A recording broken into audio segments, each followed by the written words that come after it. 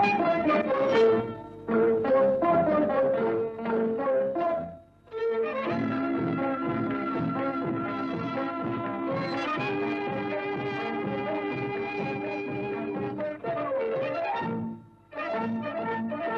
मित्रांनो नमस्कार.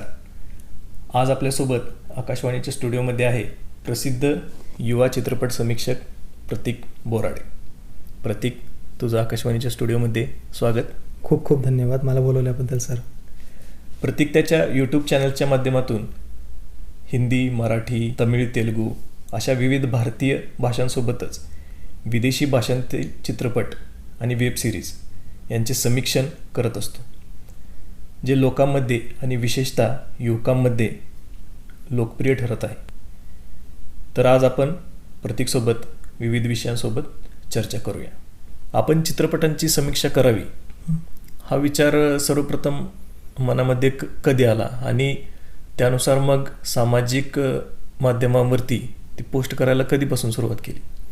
सर, सर्वप्रथम तर तुम्ही मला बोलवलं याबद्दल खूप खूप आभारी आहे मी तुमचा. म्हणजे माझा चॅनल काही एवढा मोठा नाही की तुम्ही मला इथं बोलवा आकाशवाणीच्या केंद्रात, पण तुम्ही मला बोलवलं इथं एवढा वेळ दिला माझ्यासाठी, त्याबद्दल खूप खूप आभारी आहे तुमचा.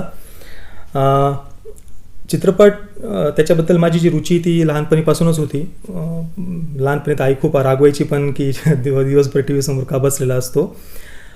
पण त्याच्यानंतर मग हळूहळू जेव्हा मी वर्तमानपत्रात किंवा अन्य जे माध्यम आहे, समजा काही मीडिया हाऊस आहे किंवा ऑनलाईन जे वेब पोर्टल्स वगैरे आहे, त्याच्यावर जे रिव्ह्यूज वगैरे मी वाचायचो, तर त्याच्यात थोडासा वाटायचं की आपले विचार पण आपण लोकांसमोर मांडले पाहिजे. एक थोडे म्हणजे जे एक ट्रेंड म्हणा किंवा जे सगळेच एकाच तऱ्हेने जे रिव्ह्यूज दिले जातात सगळीकडे वेगवेगळ्या माध्यमांवर, त्याच्या वेगळं हटून एक सामान्य माणसाचे जे मनातले विचार आहे ते पण आपण मांडले पाहिजे. तर त्या उद्देशानेच मी हा चॅनल सुरू केला होता. बरं, पण त्याची पहिली सुरुवात कधी झाली, काय म्हणजे कशी झाली? तसं चॅनलची सुरुवात मी 2016मध्ये केली, 2015मध्येच केली होती. पण तेव्हा मी सुरुवातीला मूवीजबद्दल नव्हतं बोलत. मी थोडंसं राजकीय विषयांवर किंवा अन्य जे सामाजिक विषय, किंवा मी माझा एक कुकिंगचा पण चॅनल सुरू केला होता सुरुवातीला. माझा कॅफे होता पहिले, तर मी तिथे स्वतःच कुक पण करायचो, पिझ्झा वगैरे जे काही आहे ते सर्व. तर त्याच्याबद्दल मी बरेचसे व्हिडिओ टाकले होते. मग नंतर हळूहळू 1 वर्षानंतर मी बघितलं की मूवी रिव्ह्यूजबद्दल असं प्रभावीपणे त्यावेळी बोलणारं कोणी नव्हतं दुसरे. फक्त जे चॅनल्स होते रिव्ह्यू करणारे ते इंडस्ट्रीशी जुडलेले होते, फिल्म इंडस्ट्रीशी जुडलेले.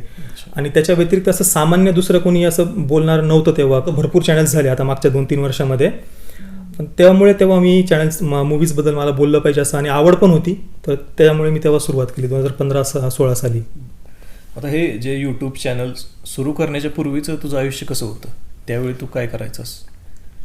माझं बरंच मी सांगितलं असं की कॅफे होता, तो मी जवळपास 4 वर्ष मी कॅफे चालवला. अच्छा. त्याच्यात कुकिंग वगैरेपासून सगळं काही मी स्वतः शिकलो. त्याचा काही कोर्स वगैरे पण मी कुठं केला नव्हता. पिझ्झा वगैरे पण त्याचे माझा अजून पण ते व्हिडिओ प्रतीक्स किचन म्हणून चॅनल आहे, त्याच्यावर तुम्ही बघू शकता. त्यात मूवी रिव्ह्यूजवर जास्त ध्यान देतोय मी. अच्छा. आता तू जसं मगाशी बोललास की लहानपणापासूनच तुला चित्रपट पाहण्याची आवड होती, तर मग लहानपणी तू चित्रपट कोणासोबत पाहायचास किंवा कुठं पाहायचास? म्हणजे कसं होतं लहानपणीचं तुझं वातावरण? जास्त तर करून चित्रपट मी टी व्हीवरच बघितलेले, पण काही आमच्या गावात सिंगल स्क्रीन थिएटर होते तेव्हा, 2 सिंगल स्क्रीन थिएटर. ते आता त्याच्यातलं आता एकच चालू आहे. पण तिथे आईवडिलांबरोबर मी गेलेलो आहे. आणि मला अजून पण आठवतं, 2रीला होतं तेव्हा मी जुरासिक पार्क आला होता. त्याच्यानंतर बरेचसे चित्रपट आहे. आणि तेव्हा तर एक चित्रपट 3-3, 4-4, 6-6 महिने सुद्धा थिएटरमध्ये राहायचा. हम आपके कोण मला अजून आठवतो, आमच्या इथे 6 महिने थिएटरला तो कंटिन्यू चालू होता. बरं, आता तू ज्यावेळी हे चित्रपट समीक्षण करायला सुरुवात केलीस, तर ह्याकडे करिअर म्हणून पाहावं असा विचार कधी आला किंवा त्याची सुरुवात म्हणजे कशी झाली? करिअर म्हणून म्हणजे माझा कॅफे तर चालूच होता बरोबर, तर त्याच्यात माझं जास्त ध्यान होतं. पण जेव्हा मी यूट्यूबवर काही चॅनल्स बघितले आणि ते मला खूप असं म्हणजे वाटलं की लोकांपर्यंत आपण विचार पोहोचवू शकतो. त्याच्यासाठी आपण कुठल्या वर्तमानपत्राशी किंवा कुठल्या मीडिया हाऊसशी जुडण्याची गरज नाही आहे. आपण स्वतःहून आपलं स्वतः एक प्लॅटफॉर्म आहे सोशल मीडिया, त्याच्या माध्यमातून आपण आपले विचार लोकांसमोर ठेवू शकतो. आणि पहिल्यापासूनच माझी थोडी रुची आहे वक्तृत्वाबद्दल, पण लोकांसमोर आपण आपले विचार मांडले पाहिजे. तर त्या रुचीमुळं मी याच्यात आलो. आणि सगळ्यात महत्त्वाचं कारण म्हणजे त्या काळात मी बघितलं, जे समजा द गाझी अटॅक चित्रपट आला होता किंवा अजून काही असे चित्रपट आले होते जे राष्ट्रवादी विचारधारेवर होते. त्याला मी बघितलं तर काही मीडिया हाऊसने त्याला अटरली डिसअपॉइंटिंग म्हणलं, ते फक्त त्याच्या नॅशनलिस्ट विचारधारेला टार्गेट केल्यामुळं. परत मी काही मीडिया हाऊसमध्ये पण वाचलं होतं, जे.पी. दत्तांची जी बॉर्डर वगैरे मूवी आहे, तर त्या मूवीबद्दल असे शब्द वापरले गेले होते की चेस्ट थम्पिंग जंगोइझम दाखवलं याच्यामध्ये, म्हणजे छाती कुटणारा राष्ट्रवाद छाती कुटणारा काय आणि तो हायपरटॉक्झिक कसं काय होतो आणि ते जंगोइझम, म्हणजे या गोष्टी मला तेव्हा खूप म्हणजे विचित्र वाटायच्या की त्याच्या म्हणजे मला तर तेव्हा एवढं वय पण नव्हतं समजण्यासारखं, ते खूप मनात खटकायचं ह्या गोष्टी खूप. त्याच्यामुळे थोडंसं मला वाटायचं की नाही, आपण आपले विचार मांड आणि एक दुसरी बाजू मांडणारा कोणी ना कोणी वर्ग पाहिजे. कारण की जे आज आपण समाज माध्यम मीडिया हाऊस म्हणा मोठे मोठे, त्याच्यात एक विचारसरणीचा प्रभाव पहिल्यापासूनच राहिलेला आहे. त्याच्यामुळे ह्या गोष्टी जेव्हा मी बघितल्या तर वाटलं की नाही, एक दुसरी बाजू मांडणारा पण कोणीतरी पाहिजे, याची सुरुवात झाली पाहिजे.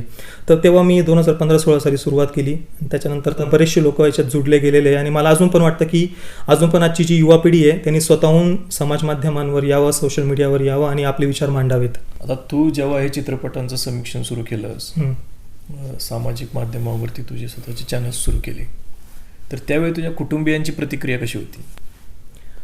नाही, त्यांनी तर मला कधीच विरोध केला नाही. मग ते गावाकडचं आहे मी एकदम, आणि मी ज्या गावी राहतो ते तालुका पण नाही आहे. आम्ही शेतकरी कुटुंबातले, माझ्या आईकडून पण वडिलांकडून पण दोन्हीकडून शेतकरी कुटुंबातले, तिकडून आलेलो आहे मी. आणि वडील म्हणलं तर त्यांची तर जिरायची शेती होती, तिथं तर काही शेती पण झाली नाही. माझी आजी तर आता 15 वर्षापूर्वीपर्यंत दुसऱ्यांच्या शेतात काम करायला जायची, पण तरी पण माझ्या कुटुंबियांनी कधी विरोध पण केला नाही. आणि मला ही पण एक तुम्हाला मी आज सांगू इच्छितो या इंटरव्ह्यूच्या माध्यमातून की आजकालच्या चित्रपटांमध्ये भारतातल्या गावांना जसं चित्रित केलं जातं, म्हणजे एकदमच जसं काही राक्षसांसारखं किंवा एकदम हैवान राहतं, जसे गावामध्ये लोक ते मुलींना बस पटकून मारता किंवा खूपच मागासलेलं विचार, म्हणजे हे जे स्टेरिओटाईप केले जातात ना आजकाल चित्रपटामधून भारतीय गावांना, ते पण एक खूप चुकीचं आहे. भारतातले गावं, तिथे पण माणसंच राहतात, त्यांच्या पण भावना असतात, ते कुठल्या परिस्थितीतून गेलेले, त्यांनी कुठले कष्ट सहन केलेले, त्या इतक्या कष्टांमधून त्यांनी आपल्या परिवाराला कसं पुढं नेलं, त्याचा पण आपण सन्मान केला पाहिजे. आणि हे आजकाल जे फिल्म इंडस्ट्री जी नवीन जनरेशन आलेली आहे ती जास्त करून एक आपण असं म्हणलं की एलिट क्लास किंवा बस थोडंफार इंग्रजी बोलता आलं त्याच्यातून बोलणं, आणि ते जमिनीशी जुडलेले लोक आपण ज्यांना म्हणतो ना, ते लोक आज फिल्म इंडस्ट्रीत आपल्याला खूप कमी पाहायला मिळत आहे. आणि त्यामुळं हे गरजेचं आहे की आज जे सामान्य घरातील मुलं पण आहे त्यांनी पण फिल्म इंडस्ट्रीकडे यावं, किंवा तुम्ही काही कथा लिहा, पुस्तकं लिहा, किंवा स्वतःहून समीक्षा करा, सोशल माध्यमांवर या, त्याच्याबद्दल बोला, लिहा, स्वतःचा ब्लॉग सुरू करा. पण हे बोलणं गरजेचं आहे, कारण की फक्त एका समाजातल्या एका वर्गाचं फक्त याच्यावर वर्चस्व नको आहे. सगळ्यांनी याच्यात आपले विचार मांडणं आवश्यक आहे फिल्म इंडस्ट्रीमध्ये सुद्धा.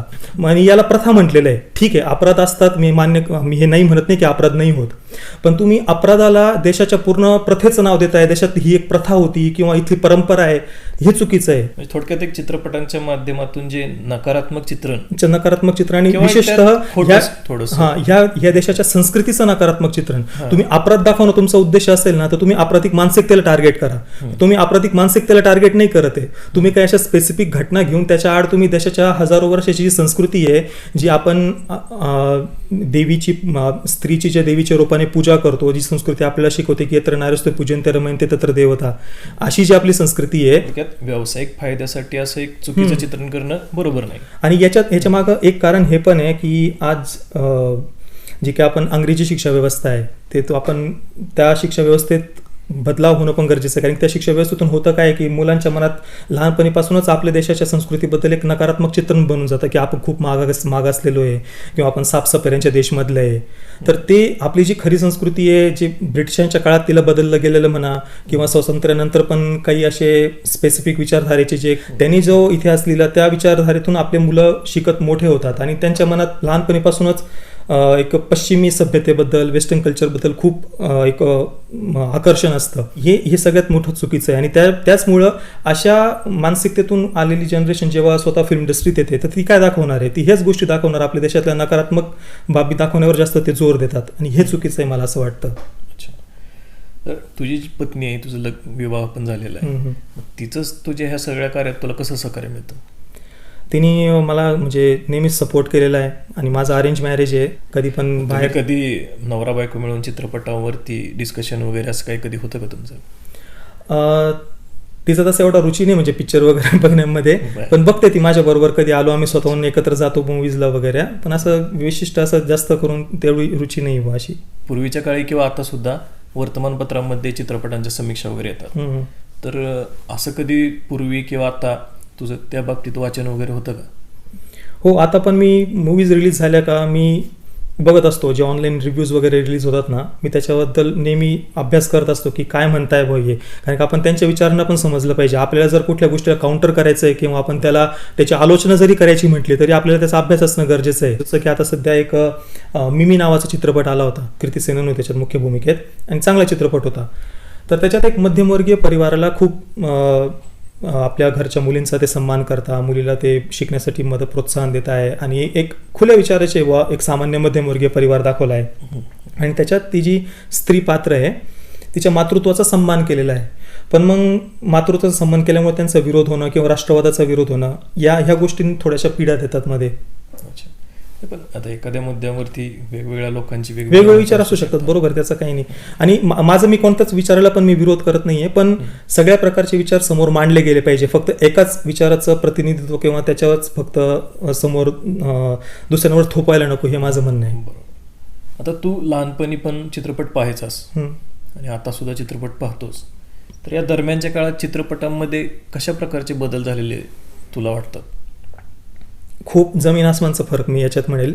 तुम्ही स्वतः बघा, आज 15 वर्षापूर्वी आपण विवाहासारखा पिक्चर बघितला, शाहिद कपूर ज्याच्यामध्ये होता. सूरज बर्जा त्यांचे बरेचसे पिक्चर आपण बघितले, त्याच्यामध्ये फॅमिली व्हॅल्यूजचं खूप सुंदरतेने आपल्या भारतीय परिवारांना दाखवलं गेलेलं आहे.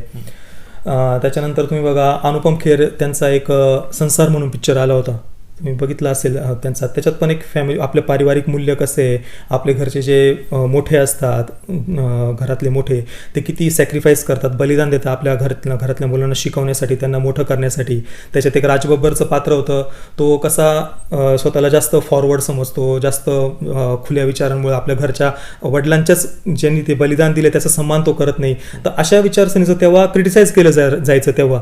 आणि आपल्या पारिवारिक मूल्य म्हणा, नैतिक मूल्य म्हणा, सामाजिक मूल्य म्हणा, त्यांचा सन्मान केला जायचा. पण मागच्या 15 वर्षात तुम्ही बघाल ना, ते भारतीय चित्रपटांचं भारतीय कुटुंबांचं जे चित्रीकरण आहे ना, ते पूर्णपणे अपोजिट झालेलं आहे. आजकाल तुम्हाला असे हसणारे खेळणारे परिवार खूप कमी पाहायला मिळतील. त्याच्यात जबरदस्ती बस टॉक्झिक पेट्रियार्की, म्हणजे एक पूर्णपणे बस नकारात्मक चित्रण केलं जातं. त्याच्यामागे एक विशिष्ट जी विचारसरणी असेल, त्यांची आयडिओलॉजी असेल, ती वेगळी बात आहे. पण एक पूर्ण फ्लिप होऊन गेली ही साईड.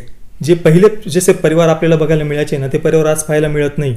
तू जसं म्हणतो चित्रपटांमध्ये बदल झाले, मग कदाचित तसे समाजव्यवस्था बदल झाले असणे शक्यता आहे. त्याबद्दल तुला काय वाटतं? की बरोबर आहे, समाजव्यवस्था तशीच राहिली आणि चित्रपट बदलले? नाही, बरोबर आहे. समाजव्यवस्थेत पण जे पॅरेंटिंग म्हणा, त्याच्यात पण बदलाव झालेला आहे.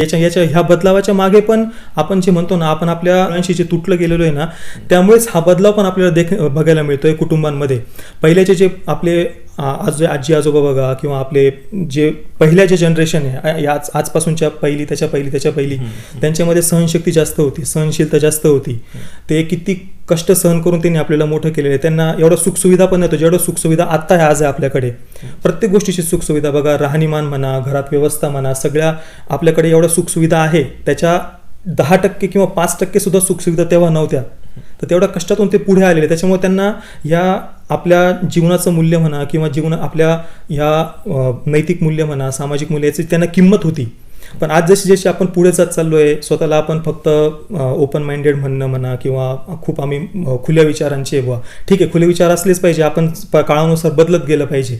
पण त्याचबरोबर आपण आपले ज्या नैतिक मूल्य आहे त्यांचा पण सन्मान केला पाहिजे. कारण की आपण बस भोगवासनेला किंवा बाहेरच्या बस इंद्रिय सुखाला जेव्हा महत्त्व देतो, तेव्हा आपण एक प्रकारे आपल्याशीच एक आपल्याबरोबरच धोका करत असतो आपण. तर भले तुम्ही कितीही राहणीमान सुधरा, फॉरवर्ड व्हा, आपल्या जीवनात कितीही तुम्ही बाहेरच्या जगाला बघा, त्याच्यात काहीच प्रॉब्लेम नाही आहे. पण त्याचबरोबर आपले परिवार, आपले माता पिता, त्यांचा पण सन्मान केला पाहिजे. पण आज जी जनरेशन येत जाते ना, मग त्याच्यामध्ये ते फक्त जेव्हा भोगवासनेला महत्त्व देतात, त्यामुळे होतं काय, याचे पॅरेंट्स पण आहे, तर ते एकमेकाबरोबर जास्त कॉम्प्रोमाइज करू शकत नाही. जे परिवारामध्ये ॲडजस्टमेंट पाहिजे, कॉम्प्रोमाइज केलं पाहिजे पती पत्नींमध्ये, ते होत नाही. भांडणं होतात, त्याच्यामुळे मुलांवरती ध्यान देऊ शकत नाही. तर ह्या पॅरेंटिंगमध्ये हा अशा प्रकारे बदलाव होत जातोय की ते माता पिता पण थोडे बदलत चालले. तर ह्याच विचारसरणीमुळे त्यांच्यामध्ये कॉम्प्रोमाइज करणं, ॲडजस्ट करणं, की चला थोडंसं प्रॉब्लेम आहे, थोडी मुसीबत आपण सहन करू आपल्या मुलांसाठी, तर लगेच वेगळं होऊन जाणं. मी बरेचसे अमेरिकन शोज वगैरे पण बघतोय. आज तिथे इतका ह्या फॅमिली सिस्टम तुटून गेलेलं आहे ना, की होतं काय, त्यांच्यामध्ये लहानपणीपासूनच बस बाहेरच्या सुखाला महत्त्व देणं, इंद्रिय सुखांना महत्त्व देणं. त्याच्यामुळे जेव्हा थोडंसं 18 वर्ष झाले लगेच आईवडिलांपासून ते वेगळे होऊन जातात. तिथली सिस्टमच आहे, आईवडिलांपासून वेगळे होऊन जातात, वेगळे राहायला जातात. त्यांना वेगळं राहायचं म्हणजे आपल्याला स्वतः एक अपार्टमेंट पाहिजे किंवा फ्लॅट पाहिजे किंवा रूम पाहिजे, मग त्याचं रेंट पे करणं. मानसिकताच अशी होऊन गेली आहे, तुम्ही कॉलेजमध्ये गेले आणि तुम्ही व्हर्जिनिटी लूज नाही केली म्हणजे तुम्ही मूर्ख आहे. आजकाल बरेचसे पिक्चर पण असे आलेले आहे, त्याच्यात याचा मजाक उडवला जातो ब्रह्मचर्य पालनाचा, की तू व्हर्जिनिटी लूज नाही केली, कसं बेवकूफ आहे. हे तुम्ही डायलॉग बरेचसे पिक्चरमध्ये आजकाल बघितले असतील. मुलांना असं प्रेशर केलं जात आहे आजकालच्या जनरेशनला, की तुम्ही कॉलेजमध्ये गेले, स्कूलमध्ये गेले म्हणजे तुम्ही व्हर्जिनिटी लूज केलीच पाहिजे, तुमचा गर्लफ्रेंड किंवा बॉयफ्रेंड असलाच पाहिजे. याच्यामुळे त्यांच्यावर एक मानसिक तणाव, ते वेगवेगळं राहायला जाणं, आपल्या पार्टनरचा खर्च उचलणं, त्याच्यासाठी जॉब करणं. याच्यामुळे होतंय काय, अमेरिकेमध्ये आज मोठ्या मोठ्या ज्या युनिव्हर्सिटीज आहे तिथे जे टॉप करणारे युवक, तुम्ही जर स्टॅटिस्टिक्स वगैरे बघितले, तिथे टॉप करणारे युवक जास्त करून एशियन कंट्रीजमधले, त्याच्यामधले पण भारतातले जास्त आहे. बऱ्याचशा अशा कंपनीची तिथं भारतीय लीड करताय. का बरं करताय? तिथले जी फॅमिली सिस्टमची जे ते किंमत करत नाही आहे, त्यामुळं आज तिथले एशियन कंट्रीतले मुलं टॉप करताय युनिव्हर्सिटीजमध्ये. केवळ फक्त एशियन कंट्रीज नाही, बऱ्याचशा आफ्रिकन कंट्रीज आहे. ह्या देशामध्ये आज तिथे फॅमिली व्हॅल्यूचा सन्मान केला जातो. आईवडील आपल्या मुलांना 22, 23, 25 वर्षाचं होईपर्यंत आपल्याबरोबर ठेवतात, त्याच्यावर नियंत्रण ठेवतात. तो कुठं चुकीच्या मार्गाला तर जात नाही ना, तो काही चुकीचं तर करत नाही ना. तर हे जे नियंत्रण असतात ना, आपल्याला वाटतं की आपल्या आईवडील आपल्यावर नियंत्रण ठेवतात, पण ते काही वर्षानंतर जेव्हा आपल्याला थोडं मोठे होतो, आपल्यात मॅच्युरिटी येते, तेव्हा कळतं की ते नियंत्रण खूप गरजेचं होतं. तेव्हा आज आपण म्हणतो की आपण समाज आपल्याला खूप दाबून ठेवतो, पण एक सामाजिक नियंत्रण पण खूप आवश्यक असतं, कधी आपण चुकीच्या मार्गाला नाही जाऊ त्याच्यासाठी.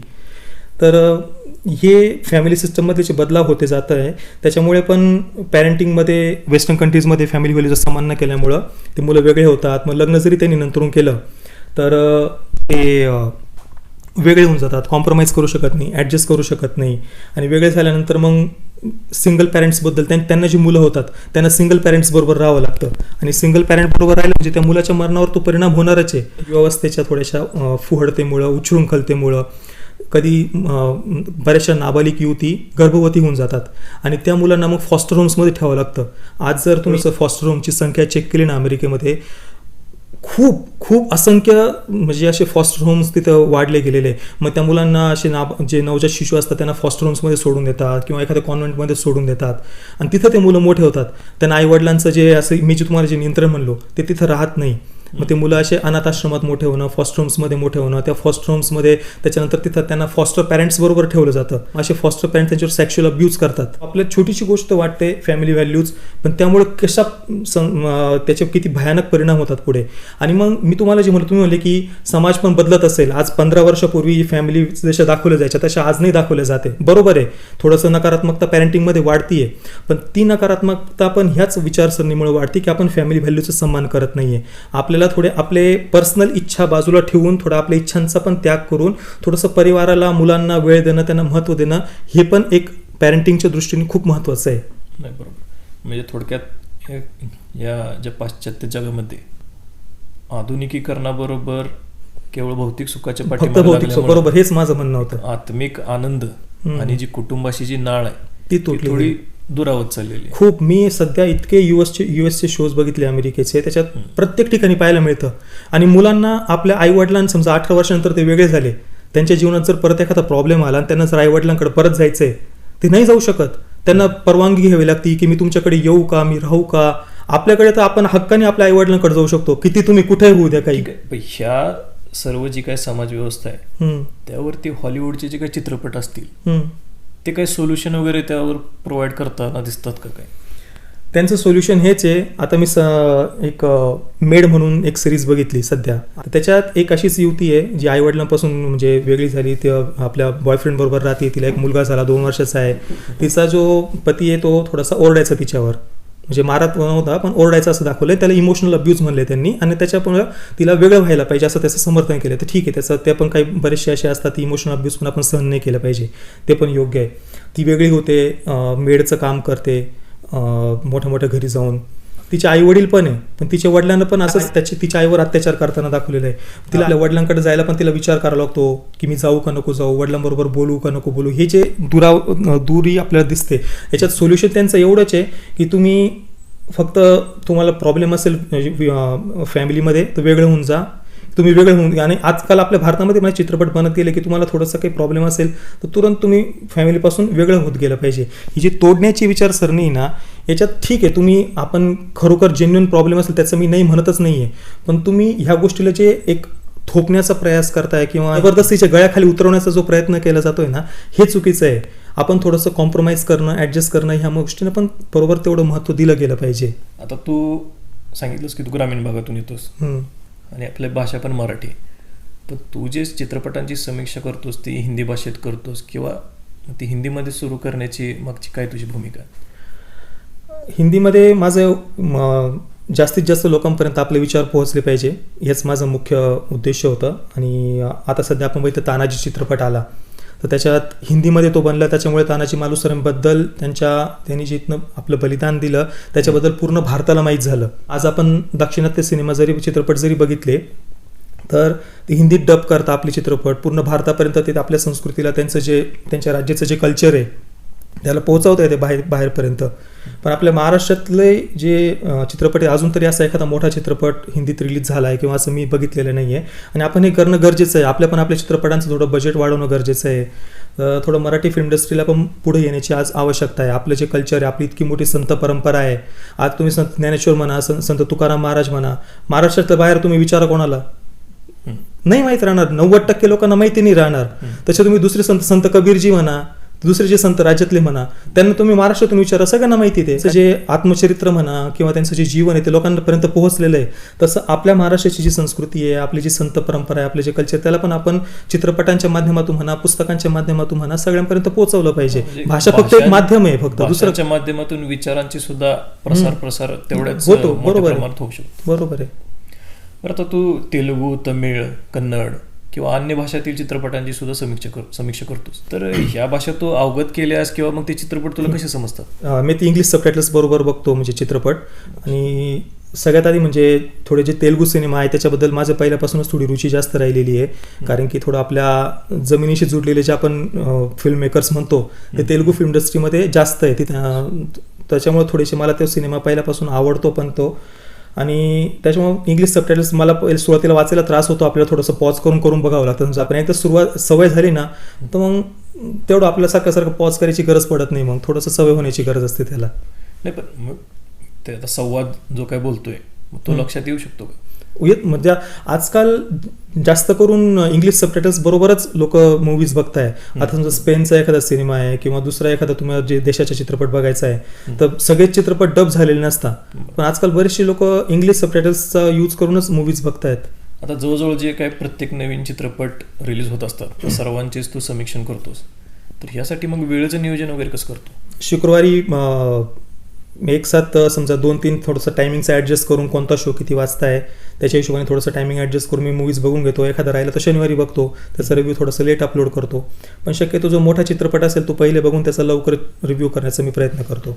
आता एवढे सगळे चित्रपट बघून कंटाळा किंवा बोर झाल्यासारखं कधी वाटत नाही?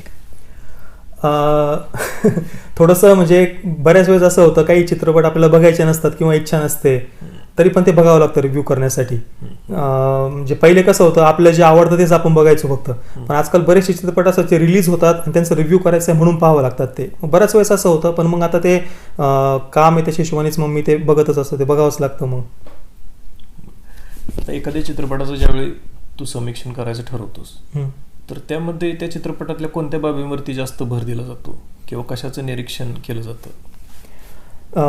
सगळ्यात महत्त्वाचं म्हणजे कुठलाही चित्रपट असो आपण त्याच्याशी केव्हा जोडले जातो, जेव्हा आपण आपली जी भावना आहे, आपले जे इमोशन्स आहे त्याच्याशी आपण जेव्हा कनेक्ट होतो त्या कॅरेक्टर्सशी, तेव्हा जितका जास्त तो चित्रपट आपल्या वेगवेगळ्या इमोशन्सला, ज्याला आपण रस पण म्हणतो, नवरस आपल्या संस्कृतीमध्ये नवरसांचा उल्लेख आहे, तर वेगवेगळे जे आपले रस आहे, आपले जे इमोशन्स आहे, भावना आहे, त्यांना जितका चित्रपट आपला कनेक्ट करू शकतो तेवढा आपल्याला तो आवडतो. तर सगळ्यात महत्त्वाचं असतं कॅरेक्टर्स कसे लिहिले गेलेले आहे, कशा प्रकारे त्यांना डेव्हलप केलं गेलेलं आहे, त्या गोष्टींवर माझं जास्त ध्यान असतं. पहिले आपण जेव्हा नवीन चित्रपट पाहायला सुरुवात करतो ना तेव्हा आपण फक्त व्हिज्युअल्सवर ध्यान देतो की किती सुंदर दिसतंय चित्र, किती छान कॅमेरा अँगल्स वगैरे आहे, पण त्या गोष्टी माझ्या मते खूप दुय्यम असतात. कारण की चित्रपटातून काय म्हणण्याचा प्रयत्न केला आहे, त्याचा मेसेज काय, त्याच्या मागची विचारधारा काय आहे, आयडिओलॉजी काय आहे, या गोष्टी सगळ्यात जास्त आपल्या मनावर प्रभाव करतात. आता समजा आजकालची जी कॅमेरा क्वालिटी आहे, पिक्चर क्वालिटी आहे, व्हिज्युअल्स आहे, VFX आहे, ते आज खूप ॲडव्हान्स झालेले आहे. पण आज पण जेव्हा रामायण ते आपण बघतो तर त्याचे जे ते जशा प्रकारे ते डायलॉग्स लिहिले गेलेले, संवाद लिहिले गेलेले, तर त्या गोष्टीमुळे आपण त्याच्याशी कनेक्ट करू शकतो. तर ते व्हिज्युअल्स हे दुय्यम असतात.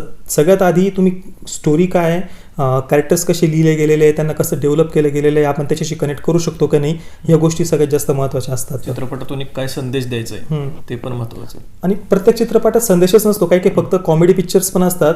पण आज तुम्ही हॉलिवूडचे जर मूवीज बघितले ना, कॉमेडी चित्रपट सुद्धा खूप मॅच्युअर असतात. त्याच्या मागे पण काही ना काही एक पॉलिटिकल सटायर म्हणतो आपण त्याला, ब्लॅक कॉमेडी म्हणतो. तर असे पण जे चित्रपट असतात ते व्यंगाच्या माध्यमातून सामाजिक व्यवस्थेवर चित्रण केलं जातं, राजनीतीवर चित्रण केलं जातं. तर जे आपल्याला वाटतं की हा फक्त कॉमेडी चित्रपट आहे, पण त्याच्या मागे पण खूप त्या फिल्ममेकरची मेहनत असते. ते लोक रात्रभर जागून 6-6 महिन्यांपर्यंत ते कॅरेक्टर्स लिहितात, ते पात्र लिहितात. निश्चितच. म्हणजे एक जर चित्रपट आपल्याला 2-2.5 तासाचा दिसत असला तरी त्याच्या मागे राबणारे तसे शेकडो हात असतात. भले आपण त्याच्या विचारसरणीशी आपण आपलं सहमत असो नसो ती दुसरी गोष्ट आहे, पण त्याच्यात त्याची मेहनत असते, याच्यात तर काही संशयच नाही. तू ज्यावेळेस एखाद्या चित्रपटाचं समीक्षण करतोस त्यावेळी ते अपलोड केल्यानंतर तुझे जे काही फॉलोअर्स आहेत किंवा जे पाहणारे लोक आहेत त्यांच्या वेगवेगळ्या प्रतिक्रिया येतात. तर काहींना तुझ्या समीक्षण आवडत असेल तर काहींना ते आवडत देखील नसेल. बरोबर. तर मग दोन्हीकडे तू कसं पाहतोस? सगळ्यात महत्त्वाचं, आपण जे काम करतोय त्याच्यामागं जर आपला उद्देश असेल की आपल्याला आपले विचार दुसऱ्यांपर्यंत पोहोचवायचे, तर दुसऱ्यांची प्रतिक्रिया काय ती आपल्याला जास्त प्रभावित करत नाही. पण आपला जर उद्देश असेल की मला फक्त लोकांची वाहवाहीसाठी मी काम करतोय, तर तेव्हा त्या समोरच्यांच्या प्रतिक्रिया आपल्याला प्रभावित करतात. पण आपला जर उद्देश आपल्या आतमधून थोडीशी पीडा होते की नाही यार काहीतरी तो चुकीचं होत आहे, मला हे बदलायचं आहे किंवा मला माझे विचार लोकांपर्यंत पोहोचवायचे, जेव्हा आतमधून ही प्रखर आपली अशी भावना असते ना, तेव्हा मग आपल्याला महत्त्व आपण ह्या गोष्टीला देतो की आपण आपले विचार लोकांसमोर कशा पद्धतीने मांडतो, आपण आपले विचार इमानदारीने लोकांसमोर ठेवले आहे की नाही. आणि जर ते इमानदारीने ठेवले तर आपल्या आतमधून एक शांती मिळते की नाही यार मी माझं काम चांगलं केलं, इमानदारीने केलं. मग समोरून काही लोक नाराज होणारच आहे, त्याच्यात काही दुमत नाहीच आहे, पण आपल्याला आतमधून शांती पाहिजे की आपण चांगलं काम करतोय, हे महत्त्वाचं आहे. आणि लोकांच्या फक्त प्रशंसेला महत्त्व देणं हे मला तर एकदम चुकीचं वाटतं. हे पण आजकालचे जे या गोष्टीनं पण खूप डिप्रेशन आणि अँझायटीला मी तुम्हाला हा एक विषय इथून मांडू इच्छितो की आजकालचे जे फिल्म मेकर्स आहे थोडंसं ते डिप्रेशन आणि अँझायटीला पण खूप रोमॅन्टिसाईज करतात. त्याच्यामुळे होतं काय आहे, आता मी मागे एक सिरीज बघितली होती, त्याच्यात एक थोडं वजन जास्त दाखवलं आहे एका मुलीचं, एक पात्र आहे त्याच्यात, मुख्य पात्रांपैकीच एक आहे. तर तिची आई तिला खाण्यावरून रागवत असते की नको खात जाऊ जास्त, कमी खात जा, डाएट करत जा. तर त्याच्यामुळं ती मुलगी खूप डिप्रेशनमध्ये जाती. ती आई कशी अत्याचारी आहे, मग त्या मुलीचं डिप्रेशनमध्ये जाणं कसं योग्य आहे, आणि त्याला जस्टिफाय केलं गेलेलं आहे की नाही आईनी कमी खायला लावलं म्हणून मुलीचं डिप्रेशनमध्ये जाणं बरोबर आहे, आणि ती मुलगी प्रशंसेसाठी तिथं जाते आणि तिथून तिला प्रशंसा मिळते, मग तिला सुख मिळतंय आणि हे तिने केलं पाहिजे. आणि याला अजून जस्टिफाय करण्यासाठी हे दाखवलं आहे की त्या वेबसाईटवर त्यांच्याच एका ओळखीतला एक दुसरा घरातला मोठा माणूस असतो, तो त्या वेबसाईटवर असतो आणि तो तिचा व्हिडिओ पाहत असतो. तर ठीक आहे, तुम्ही त्या मोठ्या माणसाला चुकीचं दाखवताय, पण त्या कॅरेक्टरला दुसऱ्या घरातल्या मोठ्या माणसाला निगेटिव्ह दाखवून तुम्ही ह्या गोष्टीला जस्टिफाय नाही करू शकत ना, की घरातली आई तुम्हाला थोडं डाएट करायला लावती, कमी खायला लावती म्हणून तुम्ही डिप्रेशनमध्ये जाणं योग्य आहे. हे चुकीचं आहे. मुलांना थोडंसं दुसऱ्यांची डाट पचवण्याची पण क्षमता पाहिजे. दुसऱ्याला आपण कोणी आपल्याला रागवता येतं ते पचवण्याची क्षमता पाहिजे आपल्यामध्ये. या गोष्टी जे आपले घरचे मोठे सांगायचे, आपले वडीलधारे माणसं जेव्हा जुन्या काळात सांगायचे, याचा सन्मान केला जायचा. पण आजकाल ह्या गोष्टी युवा पिढीसमोर खूप चुकीच्या पद्धतीने ह्या गोष्टी मांडल्या जात आहेत. प्रशंसेचं भूकं नाही असलं पाहिजे आपल्याला लोकांचं. म्हणजे मला कोणी रागवलंय, मला घरात मला खूप आलं डिप्रेशन, मला खूप अँझायटी आली, माझ्या आईवडिलांनी रागवलं, हे चुकीचं आहे. मानसिक रोगांना महत्त्व दिलंच पाहिजे.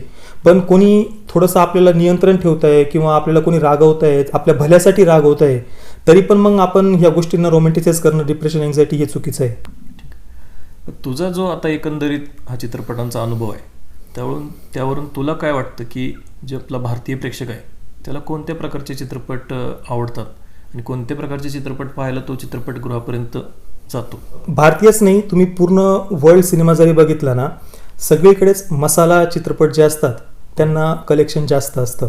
तुम्ही हॉलिवूडचे जरी बघितले ना, त्या सुपर हिरो मूवीज आहे, त्याला तिथं ऑडियन्स जास्त आहे, ते हजारो करोड रुपये कमवता. बाकी तुम्ही एखादा पॉलिटिकल क्राईम थ्रिलर बनवा किंवा पॉलिटिकल ड्रामा बनवा किंवा सोशल ड्रामा बनवा, त्याला तुम्ही कितीही टेक्निकली बेटर वेने बनवा, त्याला ऑडियन्स कमीच राहणार आहे. कारण की लोक एक मनोरंजनासाठीच एकंदरीत चित्रपट बघण्यासाठी जातात. हालाकी हॉलिवूडचे जे चित्रपट आहेत ते तर सुपर हिरो मूवीज जरी असल्या तरी त्याच्या मागे पण एक खूप मॅच्युअर वेने ते कंटेंट बनवलेलं असतं.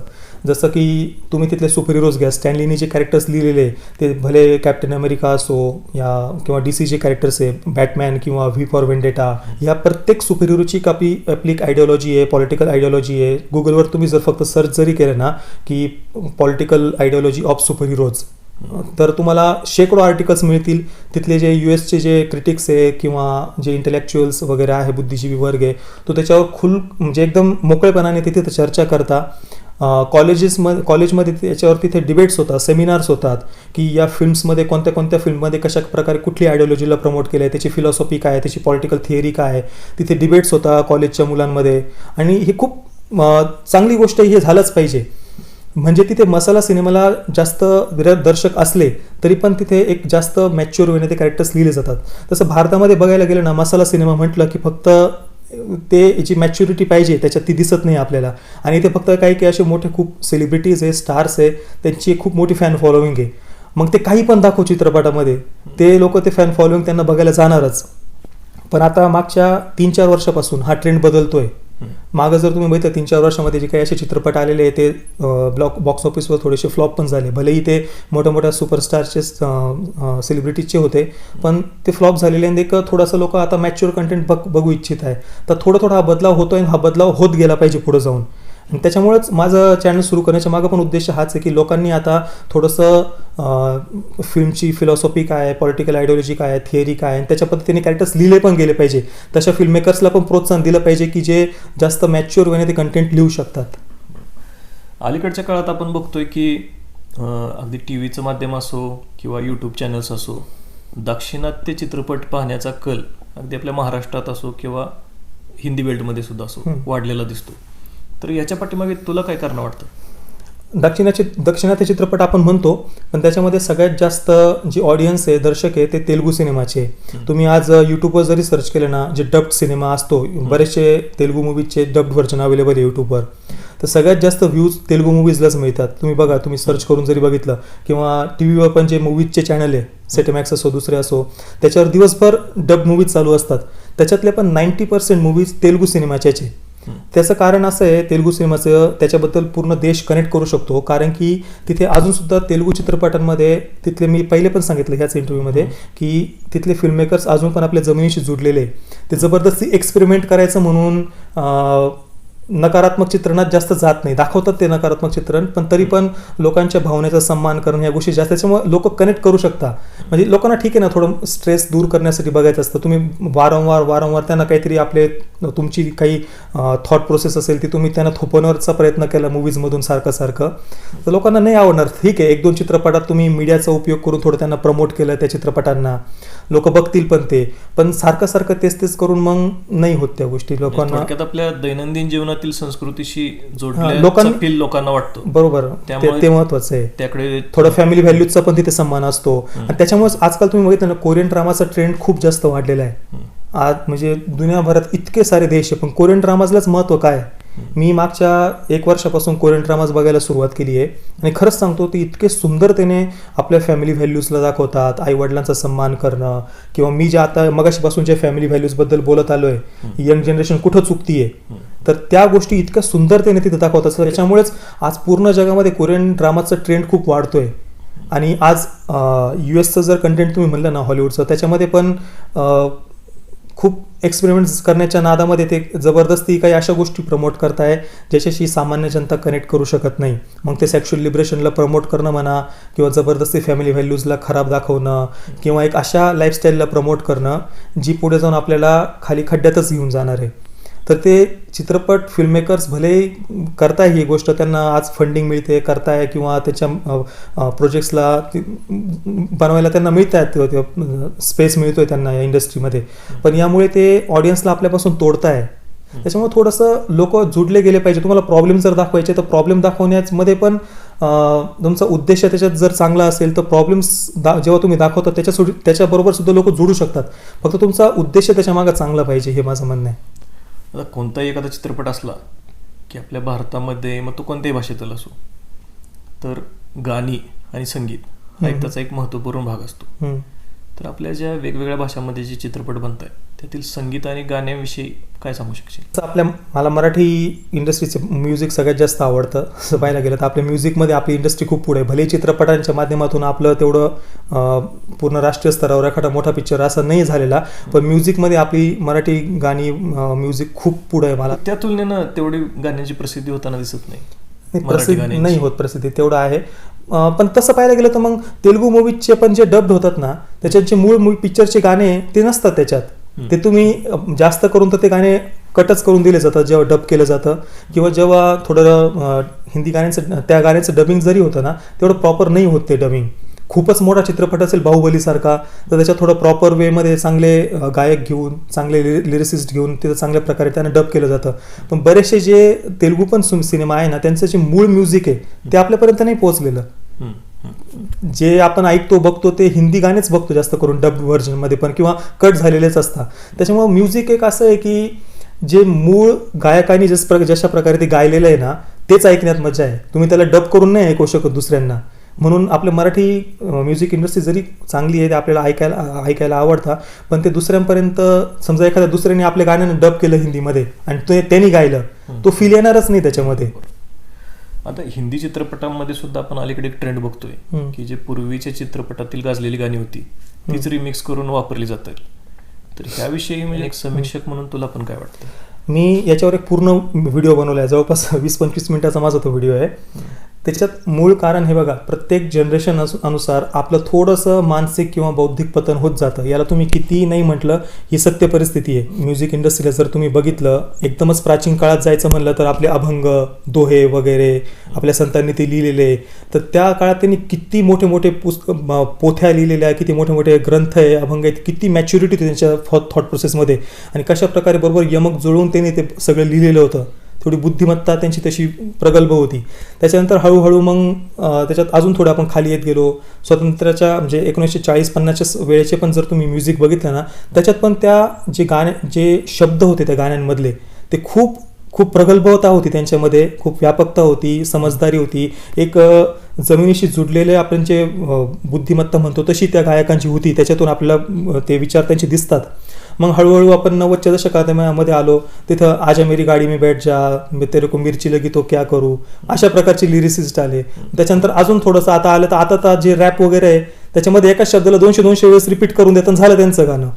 मग हे हळूहळू बौद्धिक मानसिक पतन होत जातं प्रत्येक जनरेशनचं. आणि याच्या मागे सुद्धा मी मगाशीपासून जी गोष्ट सांगतोय की आपण आपल्या जमिनी, आपल्या ज्या रूट्स आहे, आपले जे मूळ आहे त्याचा सन्मान करत नाही. जीवनामध्ये जे थोडासा संयम पाहिजे, थोडंसं आईवडिलांच्या समाजाच्या नियंत्रणात राहून आपण आपल्या मेहनत पुरुषार्थावर जे महत्त्व दिलं पाहिजे, फक्त भौतिकतेला महत्त्व नाही दिलं पाहिजे. ही गोष्ट तुम्ही कुठल्याही क्षेत्रात घ्या, ही तिथे लागू होणारच आहे. आज तुम्ही कॉमेडीचं जरी क्षेत्र घेतलं, स्टँडअप कॉमेडियन्स बघा, आजपासून 30-40 वर्षापूर्वी पु ल देशपांडे त्यांची कॉमेडी बघा तुम्ही, त्याच्यामध्ये आपले रोजमर्राच्या आपल्या दैनंदिन जीवनामधले जे आपले अनुभव आहे ते आपल्याला तिथे ऐकायला मिळतात. कारण की त्यांनी ते स्वतः अनुभव केले होते, ते जमिनीशी जुळलेले होते. पूर्वीचा होता तो सहज आणि नैसर्गिक होता. आपल्या रोजच्या दैनंदिन जीवनात आपण ज्या गोष्टी अनुभव करतो त्याच्यातून, त्या अनुभवामधून त्यांनी ते व्यंग तयार केलेलं होतं. मग तुम्ही ते गाण्यांमध्ये पण बघितलं ना, तर त्या जुन्या काळामधले त्या लेखकांचा तेवढा अभ्यास होता. त्यांनी आपल्या जे त्यांचे गुरु होते म्युझिक इंडस्ट्रीमधले त्यांना तेवढा सन्मान दिलेला होता, तेवढी उच्छृंखलता नव्हती, थोडं मेहनत पुरुषार्थ जास्त होती. त्याच्यामुळे त्यांच्या गाण्यामध्ये ती थोडी होती प्रगल्भता, व्यापकता, बुद्धिमत्ता दिसायची. पण आजकाल ते नाही उरली नाही नवीन जनरेशनमध्ये. मग फक्त रिमेक करून चालून घ्यायचं काम बघतायत ना लोक. काय गरज आहे आपल्याला मेहनत करायची? थोडी कल्पकता कमी पडत जाते, होणारच. आणि याच्या 30-40 वर्षानंतर तुम्ही बघा ही परिस्थिती अजून खालवलेली दिसणार आहे. 90च्या दशकामध्ये मला अजून पण आठवतं, 90 नाही पण सन 2000 तेव्हा पण बरेचसे रिमेक बनण्याचा ट्रेंड तेव्हापासून सुरू झालेला होता. पण तरी सुद्धा 2000 मध्ये जे रिमेक गाणे बनले होते ना ते अजून सुद्धा ऐकायची इच्छा होते. भलेही ते होते रिमेकच होते ते, पण तरी सुद्धा थोडीशी होती, मॅच्युरिटी होती त्यांच्यामध्ये. पण ते सुद्धा माझ्या आईला तेव्हा आवडले नव्हते. आई म्हणायची नाही काय रिमेक करताय, चांगल्या जुन्या गाण्याचा सत्यानाश करताय, असंच म्हणायची आई. आज आपण 2021 तेव्हा आपल्याला ते 2000 मधले रिमेक गाणे आवडतात, बरे वाटतं की ठीक आहे काही कम एकदमच आजकालची जे चिल्लाचोट चालू असते ना तसं नाही काही. हे जे आपण फक्त बाहेरच्या गोष्टींना जे महत्त्व देतो, थोडं भौतिकतेला, भौतिक सुखालाच फक्त बाहेरच्या इंद्रिय सुखालाच महत्त्व देत जातो ना, त्याच्यामुळं सर्व प्रकारे आपलं पतन होत जातं. तर तुला वैयक्तिकरित्या कशा प्रकारचे चित्रपट पाहायला आवडतात? मला कुठलाही चित्रपट आवडतो, तो कुठल्याही जॉनराचा असो, ॲक्शन मूवीज असो, पॉलिटिकल थ्रिलर असो. सगळ्यात महत्त्वाचं आहे की मी त्याच्याशी किती कनेक्ट होऊ शकतो. फक्त प्रॉपर वेने कॅरेक्टर डेव्हलपमेंट, त्याच्याशी आपण किती चांगलं जुडलं जातो आहे, ते मग सगळ्यात जास्त महत्त्वाचं असतं. तुझा आवडता अभिनेता, अभिनेत्री, दिग्दर्शक कोण आहेत आणि त्यांचे वैशिष्ट्य तुला काय वाटतं?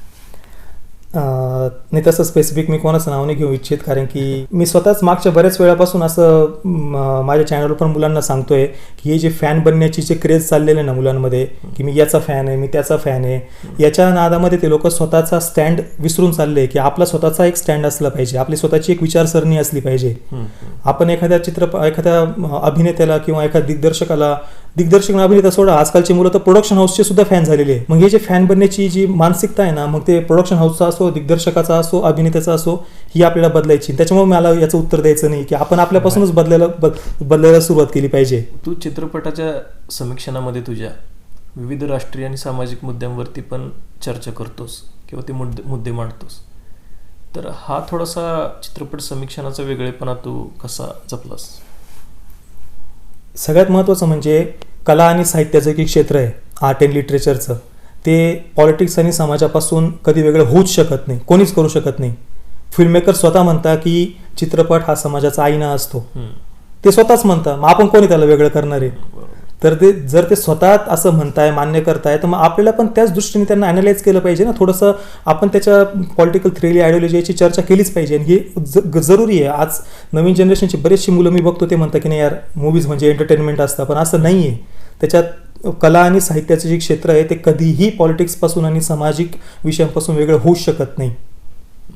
आणि मूवीज आणि हे सोडा, गाणे, म्युझिक सोडा, तुम्ही एक छोटंसं वाक्य जरी लिहितात ना, एक छोटंसं वाक्य तुम्ही बघा, त्या वाक्यामध्ये सुद्धा काही ना काही त्याची विचारसरणी असते.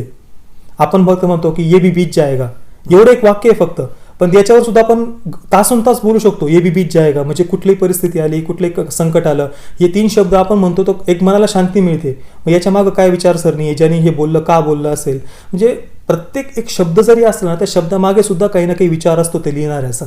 असे काही प्रसंग घडलेत का की तू एखाद्या चित्रपटाचं समीक्षण केलंस आणि तुला तो चित्रपट आवडला नाही, किंवा समीक्षण सुद्धा तू त्याचं कमी अंकन केलंस, पण प्रत्यक्षात तो चित्रपट फार लोकप्रिय ठरला आणि इतर लोकांना आवडला? बरेचसे असे चित्रपट, जसं की KGFचा माझा जो पहिला रिव्ह्यू होता तो लोकांना खूप आवडला, मला ॲव्हरेज वाटला होता. म्हणजे मी एक निगेटिव्ह रिव्ह्यू नाही दिला त्याला, काहीतरी मी 6.5 आउट ऑफ 10 स्टार्स दिलेले आहे. पण मी ॲक्च्युली नाही, म्हणजे मी अजून पण माझं जे मत होतं त्याच्यावर कायम आहे, म्हणजे असं काही नाही, पण होते माझे मत वेगळं होतं त्याच्यापासून, दर्शकांचं मत त्याच्यापासून वेगळं होतं. अजून पण असे काही आहे चित्रपट, पण ठीक आहे ना, सगळ्यांना आपापले विचार मांडण्याचा पूर्ण अधिकार आहे. ऑडियन्स जर माझ्यापासून त्यांचं मत वेगळं आहे तर ही चांगली गोष्ट आहे की ते आपलं मत काहीतरी वेगळं मांडताय, ते काही प्रॉब्लेम नाही त्याच्यात. आता एक चित्रपटांकडे आपण एकंदरीत बघितलं तर त्याचा प्रत्यक्षात समाज मनावरती किंवा विशेषतः युवा पिढीच्या मनावरती कितपत प्रभाव होतो, किंवा त्याला केवळ मनोरंजन म्हणूनच बघितलं जातं? हेच सगळ्यात मोठी गोष्ट अशी आहे, आजकालची जनरेशन म्हणते की हे फक्त मनोरंजनासाठी आहे, फक्त एंटरटेनमेंटसाठी आहे, पण सगळ्यात जास्त प्रभाव चित्रपटांचाच समाजावर पडतो. मी तुम्हाला एकदम निश्चिततेने सांगू शकतो की पॉलिटिक्स असो, राजनेता असो, दुसरं कुठलंही माध्यम असो, त्याचा मुलांच्या मनावर जेवढा परिणाम होत नाही तेवढा चित्रपटांचा होतो, आणि हे कोणीच बदलू शकत नाही. आजपासून 30 वर्षापूर्वी आपण ज्या गोष्टींना चुकीचं मानायचो किंवा आपल्याला नाही बरोबर वाटायच्या, परिवारामध्ये आईवडिलांबरोबर बसून ज्या गोष्टी आपण टीव्हीवर नाही बघू शकायचो, त्याच गोष्टी आज नॉर्मलाइज झालेल्या आहे, बघतो आपण सगळे बरोबर बसून. तर ही विचारसरणी कसं काय बदलली? जर चित्रपट फक्त एंटरटेनमेंटसाठी असतात, मग ही विचारसरणी कसं काय बदलली? एज्युकेशन सिस्टमचा सुद्धा जेवढा परिणाम होत नाही तेवढा चित्रपटांचा बनतो, कारण की जेव्हा शब्द आपण वाचतो त्या वाचण्यापेक्षा जे व्हिज्युअल्स असतात ते व्हिज्युअल्स मनावर जास्त परिणाम करतात, आणि हे सायंटिफिक आहे. याला आपण जे शब्द वाचतो एखाद्या पुस्तकामध्ये त्याच्यापेक्षा जे आपण बघतो ते आपल्या मनावर जास्त आतपर्यंत परिणाम करतात त्या गोष्टी. आता विविध OTT प्लॅटफॉर्म आलेत आणि त्याच्यावरती विविध वेब सिरीज सुरू झालेले आहेत, तर या वेब सिरीजबद्दल तुझे काय मत आहे? आजकालचे जे फिल्ममेकर्स आहेत ते OTTवर बनवून तर थिएटरमध्ये त्या गोष्टी रिलीज करो, गोष्ट तीच आहे ना, फिल्ममेकर शेवटी तेच राहणार आहे. तर तो अभ्यास कमी पडतो. जे गावाकडची आपली जी संस्कृती आहे, लोक आहे, जे सामान्य दैनंदिन जीवनातले लोकांचे जे प्रॉब्लेम्स आहे, ते प्रॉब्लेम्स ते लोक समजत नाही. आपला जो एलिट क्लास आपण ज्याला म्हणतो, मी हे शहरातल्या लोकांना काही नावं ठेवत नाही, अशी गोष्ट अजिबात नाही आहे. शहरामध्ये आणि गावामध्ये पण बरेचसे लोक आज स्वतःला खूप वेस्टर्न मानतात. शहरामध्ये पण बरेचसे लोक जे आपल्या रूट्सशी जुडलेले असतात. तर इथं काही कुठल्या पर्टिक्युलर समाजाचं किंवा पर्टिक्युलर अमीर किंवा गरीब असं मी गोष्ट करत नाही आहे. पण एक जी विचारसरणी आहे ना, जी आपल्या संस्कृती म्हणा, आपले रूट्स म्हणा, त्याच्याशी एकदम निगेटिव्हिटी त्यांच्या मनात भरलेली आहे. आणि एक वेस्टर्न लाईफस्टाईलच्या बद्दल त्यांच्या मनात खूप आकर्षण आहे. त्या गोष्टी ते फिल्मच्या माध्यमातून प्रमोट करत आहे. आणि मग त्याच्यात आपली संस्कृती पण आली, त्याच्याविषयी पण वारंवार एक नकारात्मकता दाखवणं, याचे परिणाम खूप मुलांच्या नवीन जनरेशनच्या मनावर खूप परिणाम होत आहेत. याच्यामध्ये एक जी अश्लील भाषा आहे किंवा शिव्या वगैरे देणं, या गोष्टींना पण आजकाल खूप नॉर्मलाइज करून दिलं आहे. मला अजून पण आठवतं, लहानपणी माझ्या मनातून एक छोटीशी एक शिवी जरी निघाली ना, आई माझ्याकडून इतकं डोळे मोठे करून बघायची, मला परत तोंडातून शब्द काढायची इच्छा व्हायची नाही. तू कधी शाळेत शाळेत मुलं बोलायची, आपण घरी येऊन कधी बोललो जरी तो शब्द तरी चुकीचं वाटायचं की नाही, आपण काहीतरी चुकीचं केलंय.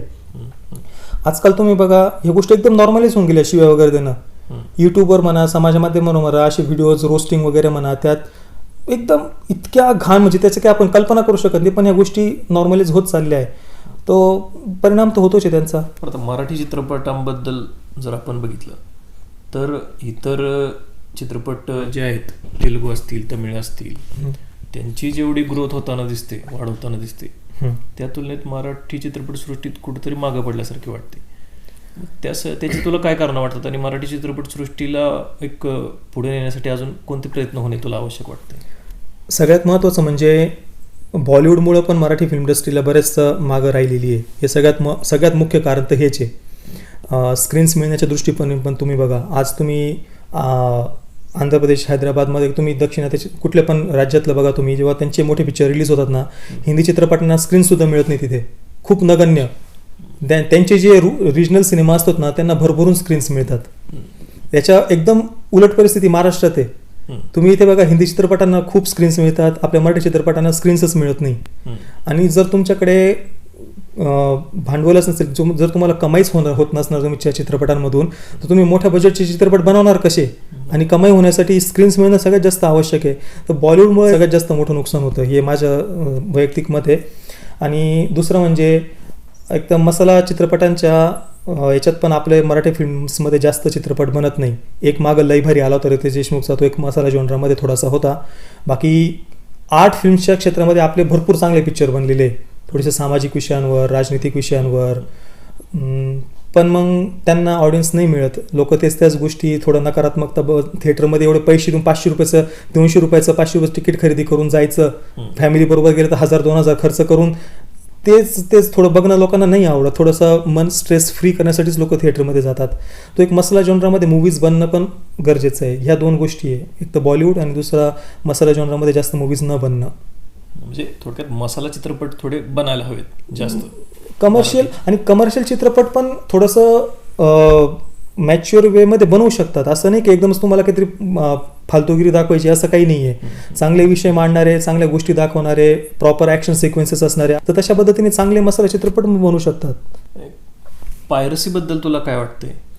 पायरसी तर मी सुरुवातीपासून माझ्या चॅनलवर जेवढे पण सबस्क्रायबर्स जोडलेले त्यांना माहिती आहे. काही बरेचसे चित्रपट असे असतात जे US किंवा बाहेर रिलीज झालेले असतात, भारतात ते रिलीज झालेले नसतात किंवा कुठल्या OTT प्लॅटफॉर्म्सवर पण अवेलेबल नसतात. मी नाही करत त्यांचा रिव्ह्यू.